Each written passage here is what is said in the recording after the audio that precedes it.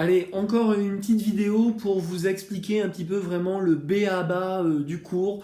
Et je rappelle, si vous regardez cette vidéo, c'est vraiment que vous n'avez pas compris beaucoup de choses, ou en tout cas, moi je dirais plutôt que tout ça c'est un peu dans le désordre et que vous voulez faire des petits zooms particuliers. Donc là, un petit zoom sur les ratios, d'accord? Donc les ratios, on va zoomer un petit peu sur quelques éléments.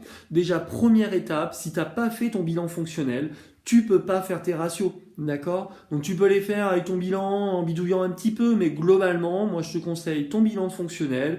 Il y a moins de chiffres, il y a moins de colonnes, c'est plus synthétique et ça fait franchement plus sérieux, d'accord?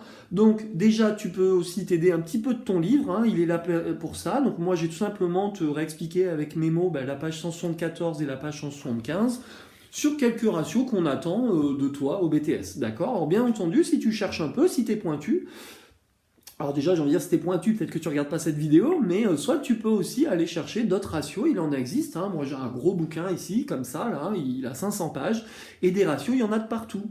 Mais le problème, c'est plus on en met, moins on sait les interpréter. Donc, on va se contenter en Bac+2 des éléments importants. Alors, quelques ratios. Déjà, ce qu'il faut que tu aies en tête, c'est que comment un ratio il fonctionne. Donc, j'ai le dessus et j'ai le dessous, d'accord? Tu noteras entre parenthèses, je n'ai pas utilisé les mots mathématiques pour ne pas te faire peur. Si ce ratio est supérieur à 1, c'est que ce qu'il y a au-dessus est supérieur à ce qu'il y a en dessous.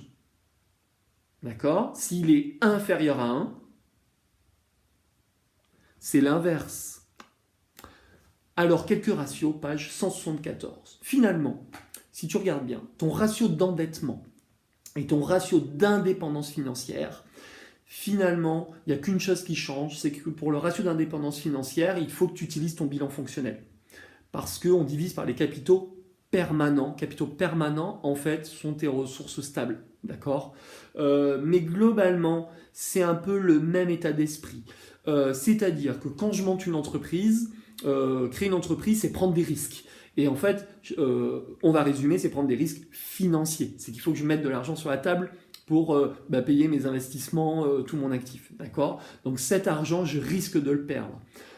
Donc ce que je vais faire, je vais essayer de ne pas être tout seul. Donc en fait, je vais essayer de m'endetter, d'accord? Pour dire, je ne prends pas le risque tout seul. Le problème, c'est que ces partenaires financiers, eux, ils sont vachement regardants en disant, mais pourquoi on prendrait les risques à votre place alors que vous allez gagner plus d'argent que nous? Donc plutôt que de faire des grands débats, des grandes négociations sur la table, on prend tout simplement en fait ton bilan fonctionnel et on fait le ratio.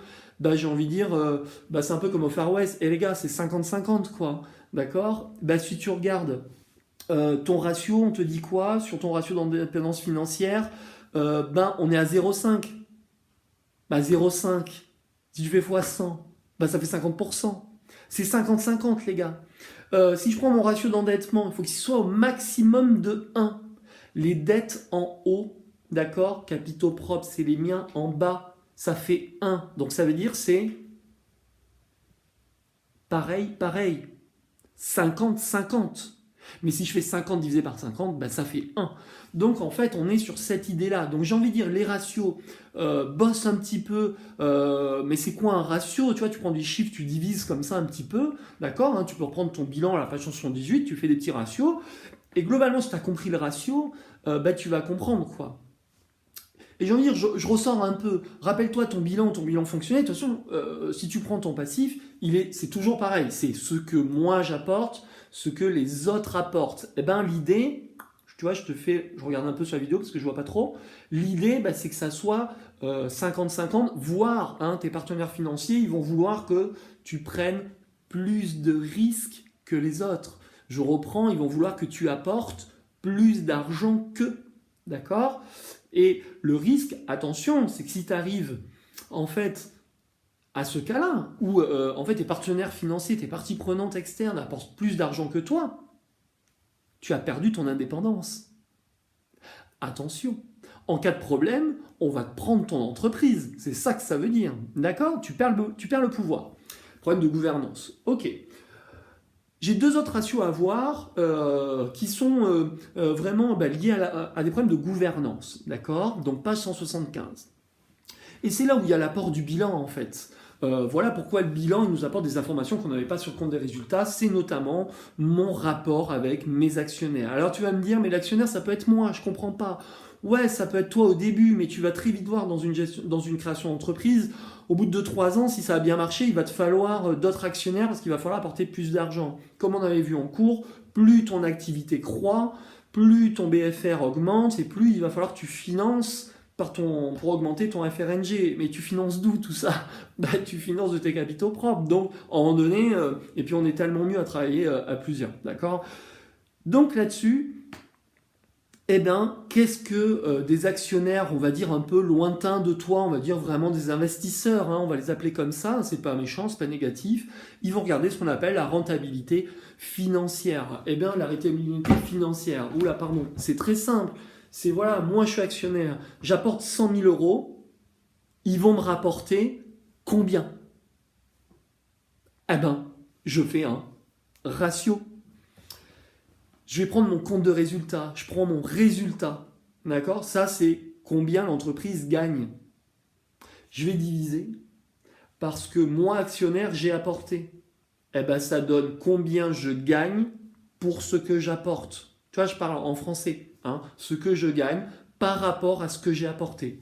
Ça donne un ratio de rentabilité financière, d'accord? Si j'ai 10%, ça veut dire que quand j'apporte 10 000 euros, en fin d'année, l'entreprise génère 1 000 euros.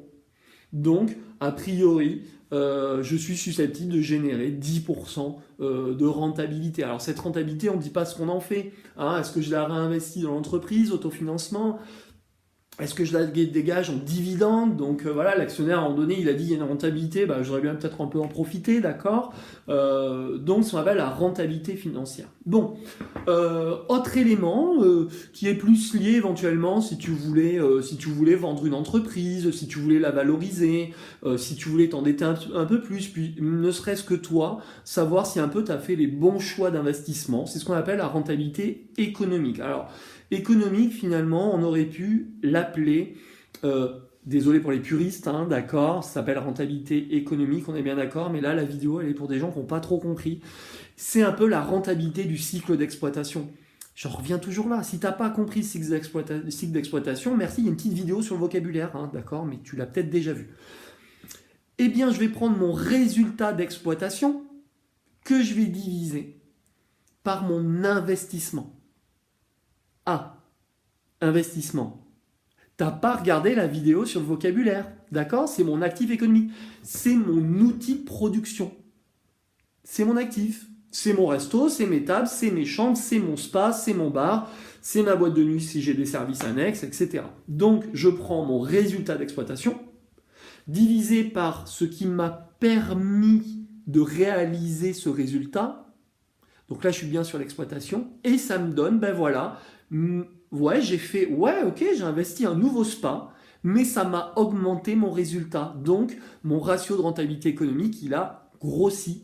C'est bien l'idée, est-ce que j'ai fait le bon choix d'investissement pour mon business au quotidien? D'accord? Donc voilà, une petite précision sur, on va dire, les ratios qu'il ne faut pas louper dans ton commentaire. Voilà, merci.